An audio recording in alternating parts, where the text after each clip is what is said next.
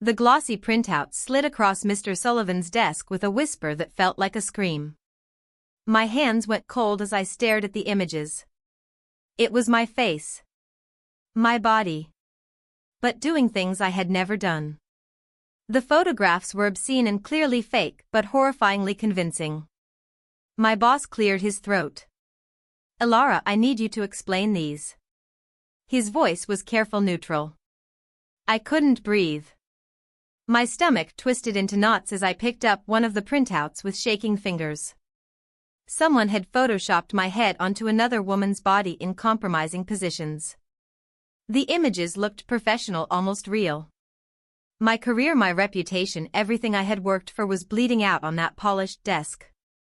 I opened my mouth but no words came out. How could I explain something I knew nothing about?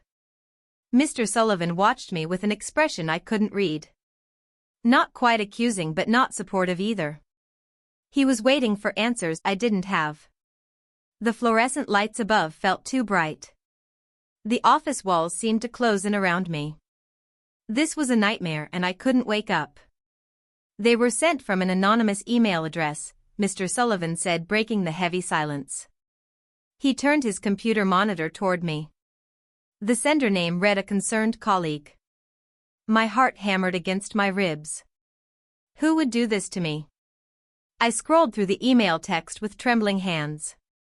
The message claimed I was using company time for inappropriate activities and that my behavior was unprofessional.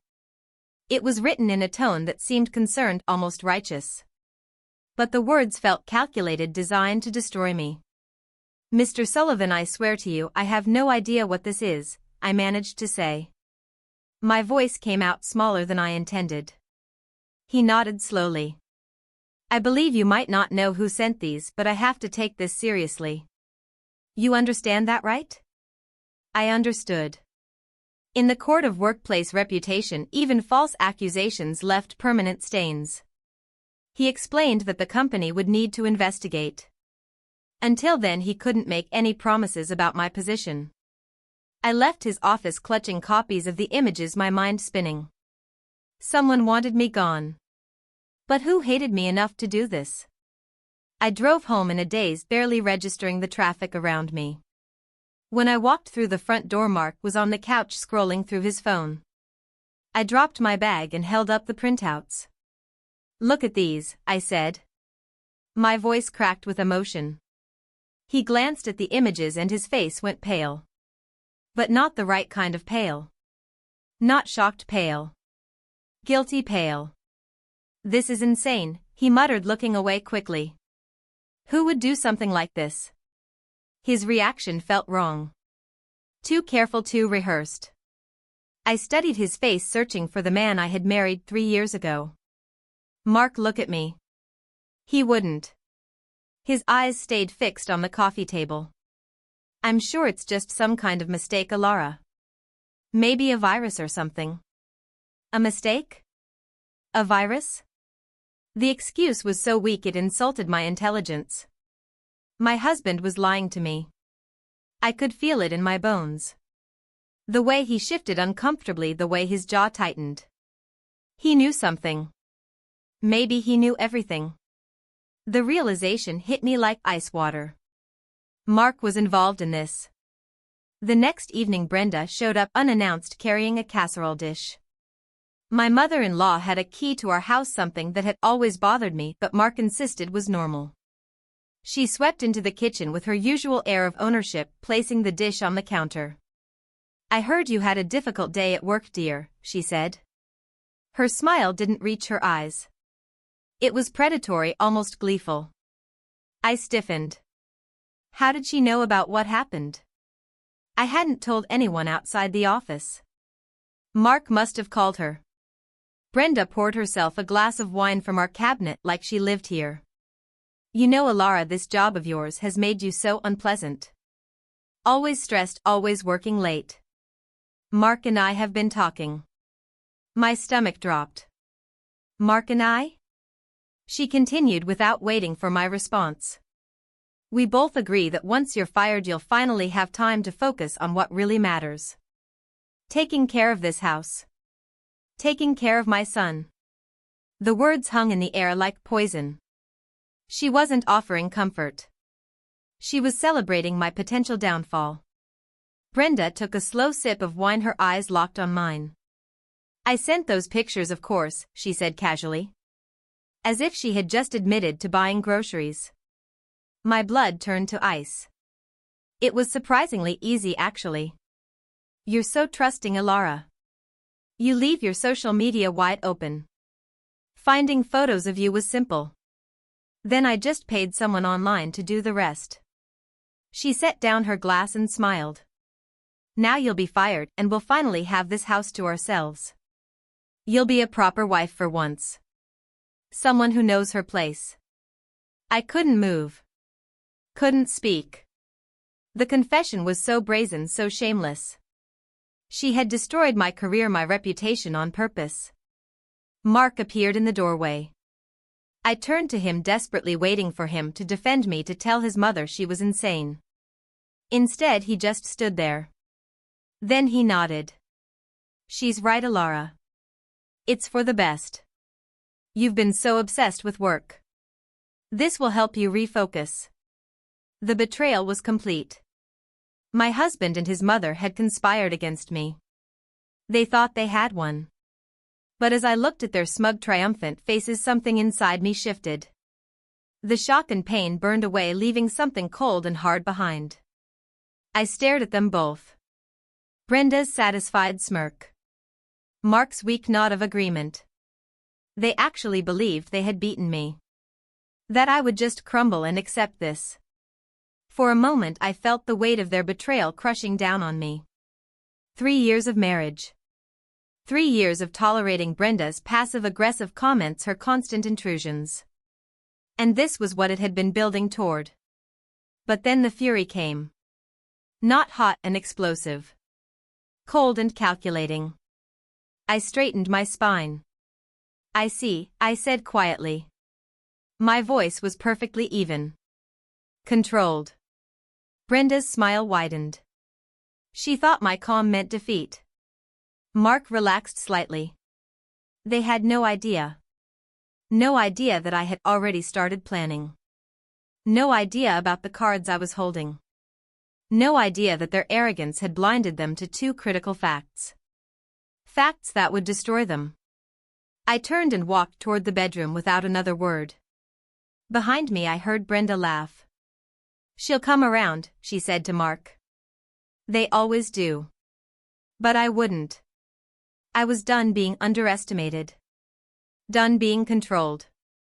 This was war and I was going to win. I locked the bedroom door and sat on the edge of the bed. My hands were shaking but my mind was clear. Brenda and Mark thought they had checkmated me. But they had made 2 massive mistakes. Fatal mistakes. The first was Brenda's complete technological ignorance. She thought using a fake email name made her anonymous. She probably created the account on her home computer, typed out her hateful message and hit send thinking she was untouchable. But she didn't understand how email worked. She didn't know about IP addresses. Every email sent leaves a digital fingerprint. A trail that leads directly back to the sender's location. The IT department at my company could trace that email. They could prove exactly where it came from. And I was willing to bet my career that the IP address would lead straight to Brenda's house. She had been so confident, so smug. But her arrogance had made her careless. That carelessness was going to be her undoing. I pulled out my laptop and started taking notes. I needed to be strategic. Methodical. One wrong move and they could cover their tracks. But if I played this right, I could expose them both. Brenda's second mistake was even more devastating.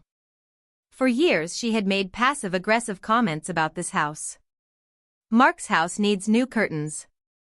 I'll help Mark repaint his living room. She talked about the property like it belonged to her son.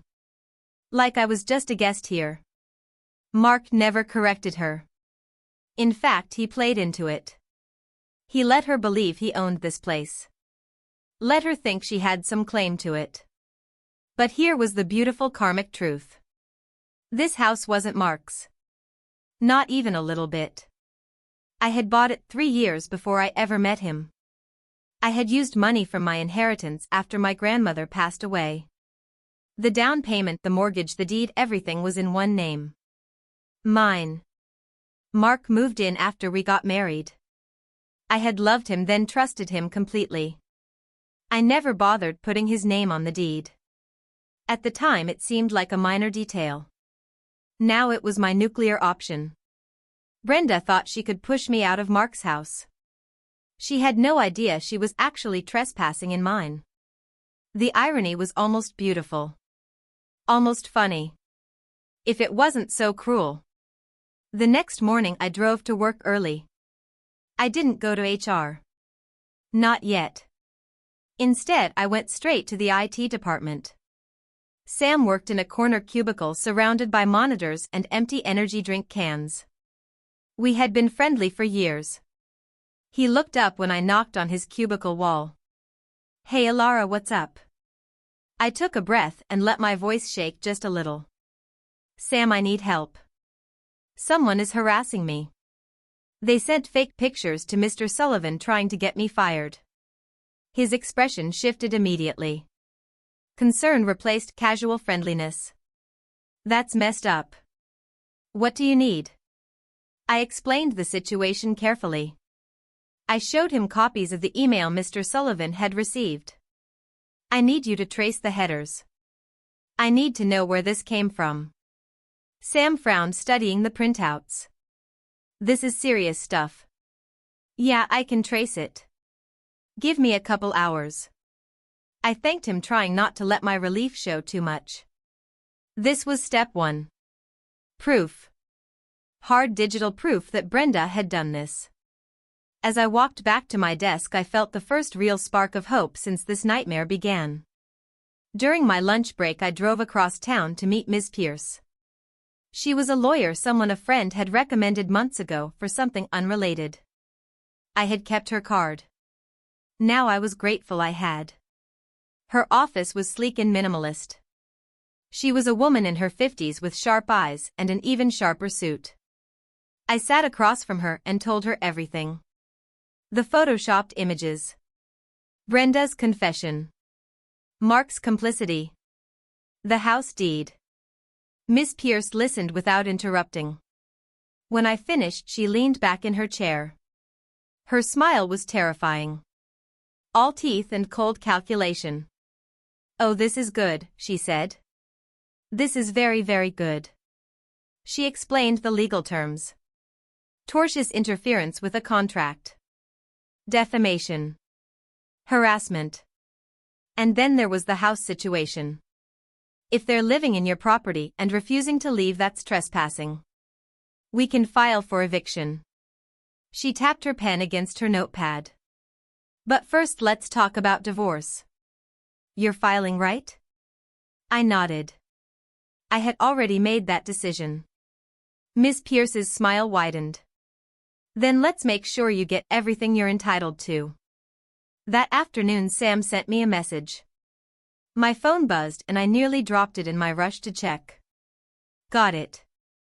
The IP address traces back to a residential service in Oakwood Heights. My heart hammered. Oakwood Heights. That was Brenda's neighborhood. She lived there with her husband in a small 2-story house with a manicured lawn. I typed back quickly. "Can you get me an official documented report?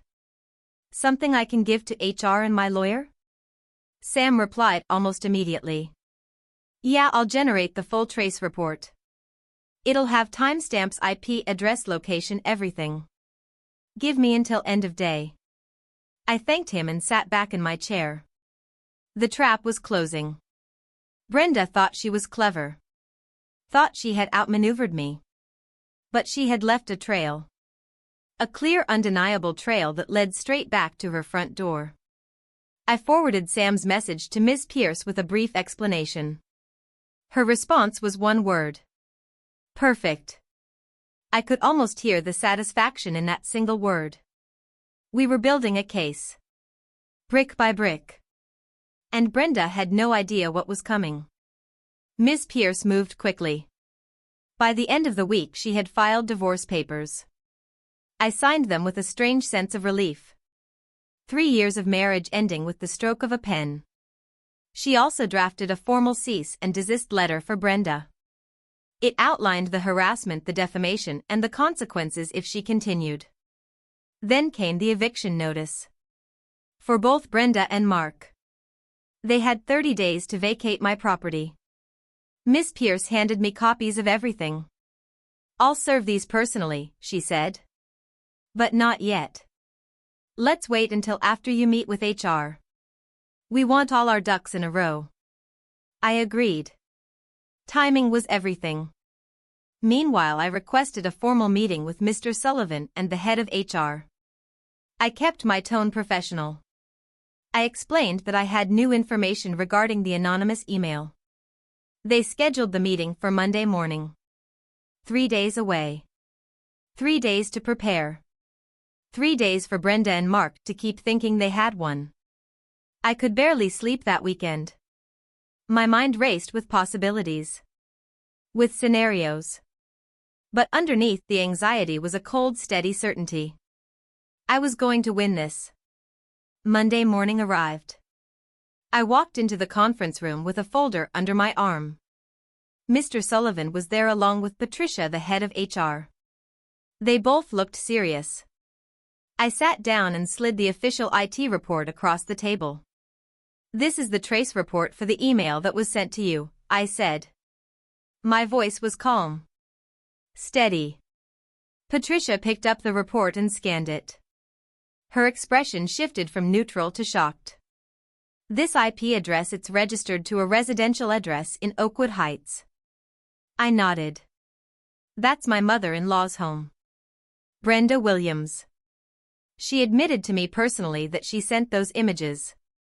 She wanted me fired so I would stay home and be a quote proper wife." Mr. Sullivan's face darkened. "This is unacceptable. Elara, I am so sorry you've had to deal with this." Patricia agreed. But then she said the words I had been dreading. "We'll need to conduct a full internal investigation. Until then, I'm placing you on paid administrative leave." My stomach dropped. Paid leave sounded generous. But it also sounded like punishment. Like I was guilty until proven innocent. I tried to argue, but Patricia was firm. I left the conference room feeling gutted. Brenda was still winning. Mark and Brenda didn't waste any time celebrating. That evening Mark came home grinning. "Heard you're on leave," he said. There was no sympathy in his voice. Only triumph. Brenda called me an hour later. Her voice was dripping with false concern. "Oh, Elara, I heard about your little work situation. How unfortunate." I didn't respond. "You know, this really proves what we've been saying. You're not cut out for that kind of job. It's too much pressure for you." I hung up. But the messages didn't stop. Brenda texted me later that night. "Just sign the house over to Mark. It's the decent thing to do. We'll be generous. You can take your clothes and personal items." My hands shook as I read the message. They actually believed they had one. Believed I was broken. Defeated. I forwarded the message to Miss Pierce. Her response came back immediately. "Save everything. Every text, every email. This is evidence." I took a screenshot and saved it.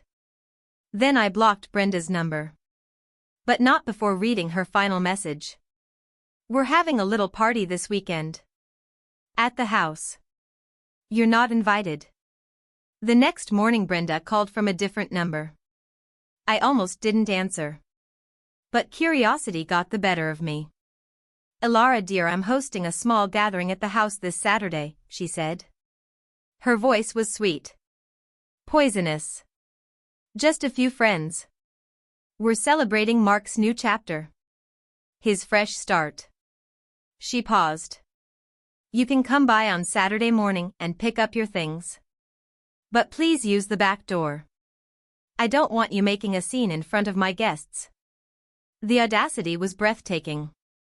She was kicking me out of my own house, hosting a party in my living room, parading her victory in front of her friends. I forced my voice to stay calm. I see. Good, Brenda said. I'm glad you're finally being reasonable. Saturday morning. Back door. Don't be late. She hung up. I sat there staring at my phone. Then I called Miss Pierce. I told her about the party. About Brenda's plan to humiliate me. There was a long pause on the other end. Then Miss Pierce laughed. It was a low, dangerous sound. A party? How absolutely perfect. She said she would make arrangements. This is going to be very public, Alara. Are you ready for that? I didn't hesitate. Yes. Miss Pierce worked her magic. She contacted the local police department and explained the situation. She provided them with copies of the eviction notice, the divorce filing, and the evidence of harassment. The officers agreed to accompany her to serve the papers on Saturday. Public service of legal documents is completely legitimate, Miss Pierce explained. And having officers present ensures there's no altercation. She sounded almost gleeful. Brenda wants to throw a party? Fine. We'll give her guests a show they won't forget. I felt a strange mix of nerves and satisfaction. This was really happening. Saturday would be the day everything came crashing down on Brenda and Mark. Miss Pierce went over the plan with me. I would arrive at the house just after the party started. She and the officers would arrive shortly after. We would serve the papers in front of everyone. Brenda's humiliation would be complete. Wear something nice, Miss Pierce said. You're going to want to look good for this. I agreed. This wasn't just about revenge. It was about reclaiming my power. My dignity. My life. And I was going to do it in style. Friday afternoon, Miss Pierce called. Her voice was tight. Urgent. Alara, I need you to sit down. My stomach flipped. What's wrong? She sighed. I've been running through the financial records for the divorce filing. Standard procedure. I wanted to make sure we had a complete picture of your assets. I waited. Mark has been moving money. For the past 6 months. Thousands of dollars from your joint account into a private account. The words hit me like a punch. How much? Almost $15,000. Small transfers over time. Designed not to be noticed. I felt sick. Mark hadn't just been complicit in Brenda's scheme. He had been actively stealing from me. Draining our shared savings while plotting with his mother to ruin my career. Miss Pierce continued. This is financial fraud, Alara. If he took money from a joint account without your knowledge or consent, that's theft. We can press charges. I closed my eyes. Do it. Are you sure? This will get very ugly very quickly. I didn't hesitate. I'm sure. He tried to destroy me. I want him to face every possible consequence. Miss Pierce's voice softened. Then we'll add this to the case. Tomorrow is going to be quite the reckoning. That evening there was a knock at my hotel room door. I had been staying at a budget hotel since the blow-up, refusing to sleep under the same roof as Mark. I checked the peephole. It was him. I opened the door but left the chain on. What do you want, Mark? He looked terrible. Unshaven. Red-eyed. Alara, please. Can we talk? I didn't move. He ran a hand through his hair. I never wanted this. You have to believe me. This whole thing, it's my mom. She's controlling. She's crazy. I just went along to keep the peace. The lie was so transparent it was almost impressive. You want me to believe you're a victim? I asked. He nodded desperately. Yes. I love you, Alara. We can fix this. Just fire your lawyer. Drop the divorce. We'll work it out. I promise. I stared at him. He wasn't here to apologize. He was here to manipulate me. To see if I knew about the stolen money. To gauge how much trouble he was really in. No, I said simply. His face hardened. You're making a mistake. The only mistake I made was marrying you. I shut the door in his face and locked it. My hands were shaking, but I felt strangely calm. Tomorrow couldn't come fast enough. Saturday morning I got a message from Sam. Ilara, I need to tell you something. I was running a security sweep on the email headers. I found a cloud drive link embedded in the code. My pulse quickened. What does that mean? It means whoever sent the email had access to a shared drive. And that drive is linked to Mark's personal email address. I sat down hard on the hotel bed. Are you saying Mark helped create the images? I'm saying he didn't just know about them. He was actively involved. The metadata shows the files were uploaded from his account. I felt like the air had been sucked out of the room. Mark hadn't just stood by while his mother destroyed me. He had helped her. He had been part of the plan from the very beginning. I forwarded the message to Ms. Pierce. She called me immediately. This changes everything. We can add Mark to the harassment case. This isn't just theft anymore, Ilara. This is conspiracy. Her voice was cold and sharp. Do you want to press charges against him too? I thought about the man I had married. The man I thought I knew. And I felt nothing but disgust. Yes. Press every charge you can. An hour later my phone rang. It was Mr. Sullivan. Ilara, I owe you an enormous apology. I straightened. What happened? Your lawyer forwarded us the new evidence. The cloud drive link. The metadata. We've confirmed that Mark was directly involved in creating those images. This is beyond unacceptable. He paused. The investigation is officially closed. You're cleared of any wrongdoing. Your leave is over effective immediately. Relief flooded through me. Thank you, Mr. Sullivan. There's more, he said. The board has been discussing your situation. We're all horrified by what happened. And frankly, we're impressed by how you've handled it. The director position just opened up. We'd like to offer it to you. I couldn't speak for a moment. Director. A promotion. Not just my job back, but a better one. I accept, I said. My voice was steady. Strong. Mr. Sullivan laughed. Good. We'll discuss details Monday. But Ilara, take the weekend. You've earned it. I hung up and stared at my phone. Everything was falling into place. The job. The evidence. The legal case. Brenda and Mark had tried to destroy me. Instead, they had destroyed themselves. And I was about to make sure everyone knew it. Miss Pierce called me an hour before the party was scheduled to start. Ilara, I have one more piece of information. The private account Mark opened? It's not just in his name. I frowned. What do you mean? It's a joint account. With Brenda. The words hung in the air. They were planning this together, Ms. Pierce continued. Drain your savings. Ruin your career. Leave you with nothing. Then kick you out of your own house while they lived there rent-free. I felt a cold fury settle over me. They hadn't just betrayed me. They had plotted against me for months. Maybe longer. Every kind word from Mark had been a lie. Every passive-aggressive comment from Brenda had been part of the plan. They were going to take everything, I said quietly. Yes, Miss Pierce agreed. But they failed. And now we're going to make sure they lose everything instead. She gave me the final instructions.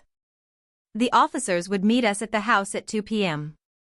Right in the middle of Brenda's party. "Are you ready?" she asked. I looked at myself in the mirror. I was wearing a simple black dress. Professional. Confident. "I'm ready." "Good.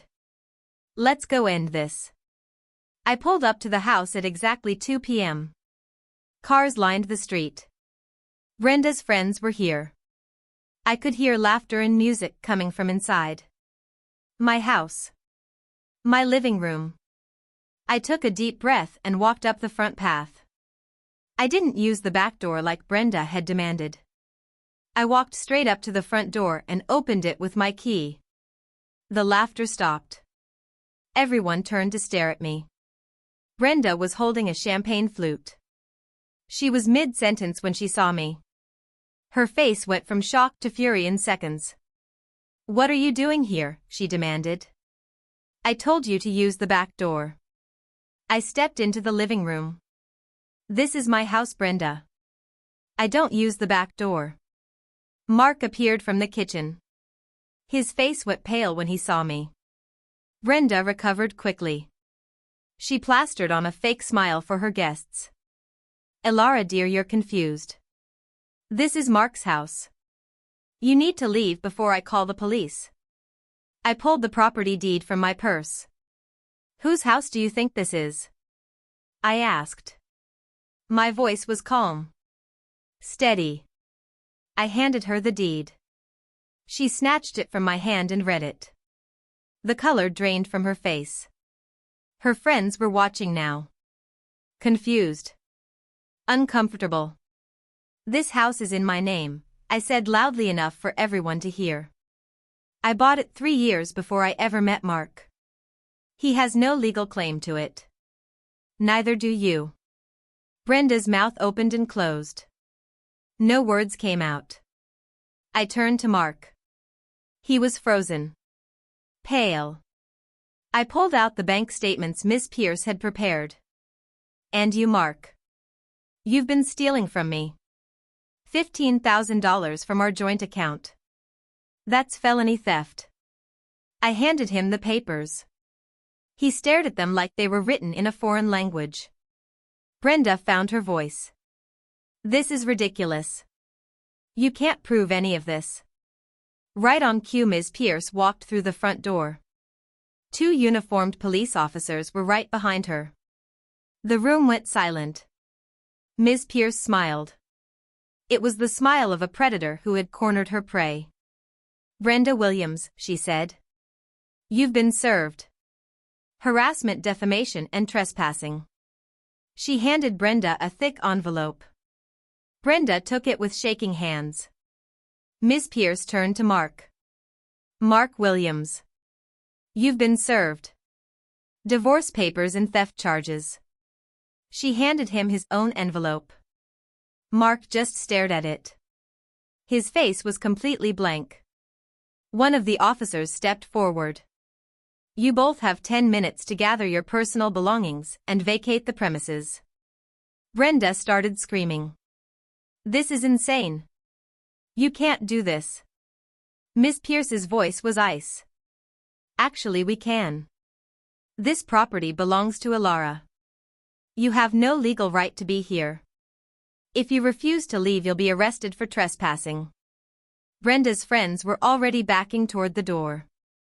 Embarrassed. Horrified. They had come for a celebration. Instead, they were witnessing a total meltdown. One woman I vaguely recognized whispered to another, "I thought this was Mark's house." "Apparently not," the other replied. They left quickly.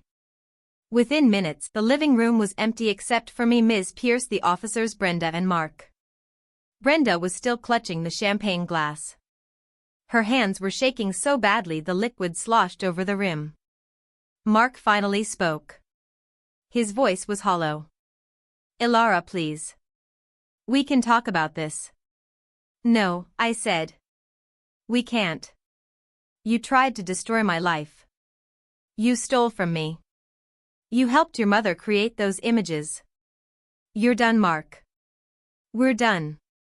One of the officers gestured toward the stairs. 10 minutes. Start packing. Mark stumbled toward the bedroom. Brenda followed him, still clutching the legal papers. She was muttering under her breath. Incoherent. Broken. I watched them go. I felt nothing. No pity. No regret. Just cold satisfaction. The house was silent when they finally left. Empty.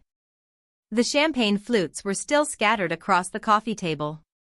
Half-eaten appetizers sat on plates. Evidence of a party that had ended in disaster. I opened every window in the house. Fresh air poured in, replacing the stale tension that had been suffocating me for weeks. I walked through each room slowly, reclaiming the space. This was my home again. Mine. I deleted Mark's number from my phone. Blocked Brenda on every platform. They were gone from my life completely. My phone buzzed. A text from Mr. Sullivan. Congratulations, Director. Looking forward to working with you on Monday. I smiled. A real genuine smile. For the first time in weeks, I felt like I could breathe. I put on music. Something upbeat and hopeful. I poured myself a glass of wine and stood on the back deck watching the sunset. The sky was painted in shades of orange and pink. Beautiful. Peaceful. I had won. Not just the house or the job. I had won my freedom. My dignity. My life back. And it felt incredible. I raised my glass to the sunset. To fresh starts. To never letting anyone control me again. I was free.